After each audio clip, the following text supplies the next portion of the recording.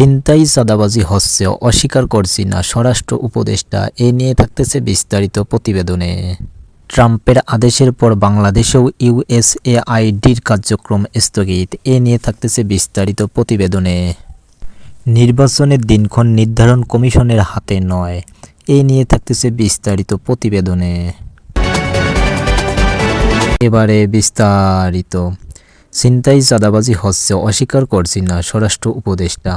ছিনতাই চাঁদাবাজির যে ঘটনা ঘটেছে তা নিজেই স্বীকার করেছেন স্বরাষ্ট্র উপদেষ্টা লেফটেন্যান্ট জেনারেল অবসরপ্রাপ্ত জাহাঙ্গীর আলম চৌধুরী। তবে ছিনতাই চাঁদাবাজিতে যারা জড়িত তাদের ধরা হচ্ছে বলে জানান তিনি বলেন, আমরা চেষ্টা করছি যেভাবেই হোক ছিনতাই চাঁদাবাজি কমিয়ে আনার জন্য। রোববার ২৬ জানুয়ারি দুপুরে কেরানীগঞ্জে ঢাকা কেন্দ্রীয় কারাগারে জরুরি সেবা হটলাইন উদ্বোধন অনুষ্ঠানে সাংবাদিকদের এক প্রশ্নের জবাবে তিনি এসব কথা বলেন। তিনি বলেন, ছিনতাই চাঁদাবাজি হচ্ছে, অস্বীকার করছি না। তবে যারা এসব করছে তারাও ধরা পড়ছে, আবার যারা ছাড়া পাচ্ছে তারাও এ ধরনের কাজ করছে, এটা সত্যি কথা। আমরা চেষ্টা করছি যতভাবেই হোক ছিনতাই চাঁদাবাজি কমিয়ে আনার জন্য। আরেক প্রশ্নের উত্তরে তিনি বলেন, গণ অভ্যুত্থানের মুখে কারাগার থেকে পালানো বন্দির মধ্যে এখনও ৭০০ আসামি পলাতক, তাদের এখনও ধরা যায়নি। যারা ছিল তাদের বন্দি করে কারাগারে রাখা হয়েছে। স্বরাষ্ট্র উপদেষ্টা বলেন, পুলিশের স্বল্পতা নেই, তবে আগের মতো কাজের উদ্যম নেই। তাদের কাজের উদ্যম বাড়াতে সর্বদা চেষ্টা করছি। যেসব শীর্ষ সন্ত্রাসী জামিনে বেরিয়ে সন্ত্রাসী কার্যক্রমে জড়িয়ে পড়ছে তাদের বিরুদ্ধে কোনো ব্যবস্থা নেওয়া হবে কি না জানতে চাইলে তিনি বলেন, তাদের আবার তাড়াতাড়ি ধরে আইনের আওতায় আনা হবে। যেই ধরা পড়বে তাকে আইনের আওতায় আনা হবে। ৫ আগস্টের পর অনেক দাগী আসামিকে ক্ষমা করে দেওয়া হয়েছে। এমন প্রশ্নের জবাবে তিনি বলেন, সাধারণ ক্ষমতায় এখনও কেউ বের হয়নি, জামিন পেয়েছে তারা।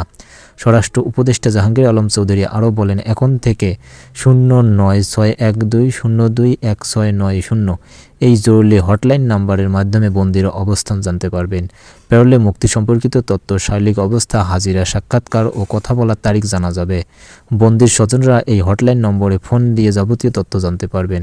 আন্দোলনে আহত শিক্ষার্থীদের এই জরুরি সেবা সার্ভিসে নিয়োগ দিয়ে তাদের কর্মসংস্থানের ব্যবস্থা করার জন্য জানান তিনি। ট্রাম্পের আদেশের পর বাংলাদেশেও ইউএসএআইডির কার্যক্রম স্থগিত। মার্কিন প্রেসিডেন্ট ডোনাল্ড ট্রাম্প নির্বাহী আদেশের পর বাংলাদেশেও সব ধরনের ত্রাণ কার্যক্রম স্থগিত করেছে United State agency for international ডেভেলপমেন্টে ইউএসএআইডি। গত ২০ জানুয়ারি ট্রাম্প ক্ষমতা গ্রহণের কয়েক ঘণ্টা পর জারি করা এই নির্দেশনায় বিশ্বব্যাপী যুক্তরাষ্ট্রের সব ধরনের বৈদেশিক সহায়তা ৯০ দিনের জন্য স্থগিত রাখা হয়েছে। বৈদেশিক সহায়তায় বিস্তৃত পর্যালোচনার অংশ হিসেবে এই পদক্ষেপ নেওয়া হয়েছে বলে জানিয়েছে ট্রাম্প প্রশাসন। এই স্থগিতাদেশের ফলে চুক্তি, অনুদান ও অন্যান্য অর্থায়ন করা প্রকল্পগুলোতে প্রভাব পড়বে বলে মনে করা হচ্ছে। বিশেষ করে বাংলাদেশে যুক্তরাষ্ট্রের অর্থায়নে পরিচালিত এনজিওগুলোর মধ্যে উদ্বেগ সৃষ্টি করবে। তবে ব্যতিক্রমভাবে কেবল ইসরায়েল এবং মিশরের জন্য অর্থায়নের পথ খোলা রেখেছে ট্রাম্প। দাতা সংস্থা ইউএসএআইডি এতদিন যুক্তরাষ্ট্রের অর্থায়নের উপর নির্ভরশীল ছিল।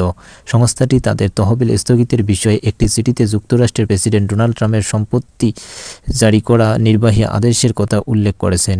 চিঠিতে বলা হয়েছে, বাংলাদেশের সঙ্গে চুক্তি কাজের আদেশ, অনুদান, কোঅপারেটিভ চুক্তির অধীনে সরাসরি ইউএসএআইডি ও বাংলাদেশে বাস্তবায়নকারী অন্যান্য সংস্থার কার্যক্রম স্থগিত করেছে। দেশটির পররাষ্ট্র মন্ত্রণালয়ের পক্ষ থেকে বলা হয়েছে, পররাষ্ট্রমন্ত্রী রুবিও যথাযথ পর্যালোচনার পর বিধি অনুযায়ী যতটুকু সম্ভব বিদেশি সহায়তা পরবর্তীতে দেওয়া হবে। যথাযথ পর্যালোচনা শেষ না হওয়া পর্যন্ত বিদ্যমান বিদেশি সহায়তাগুলো বন্ধ করার নির্দেশনা অবিলম্বে কার্যকর করা হবে। নির্বাচনের দিনক্ষণ নির্ধারণ কমিশনের হাতে নয়। নির্বাচন commissioner EC brigadier general Abul Fazal Mohammad Sanaullah বলেছেন, নির্বাচনের দিনক্ষণ নির্ধারণ নির্বাচন কমিশনের হাতে নয়।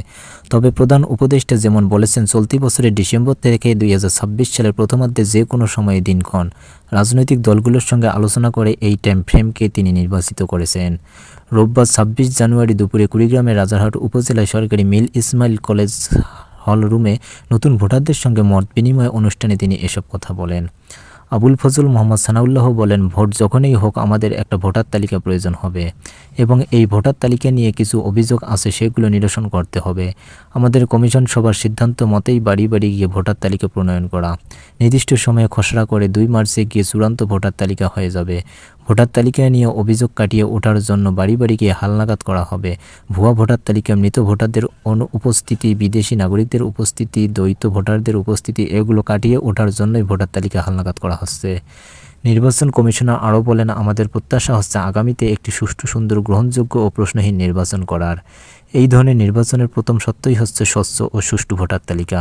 এ সময় কুড়িগ্রামের অতিরিক্ত জেলা প্রশাসক উত্তম কুমার, জেলা নির্বাচন কর্মকর্তা আলমগীর হোসেন, রাজারহাট উপজেলা নির্বাহী কর্মকর্তা আল ইমরান সহ উপজেলা প্রশাসনের কর্মকর্তারা উপস্থিত ছিলেন।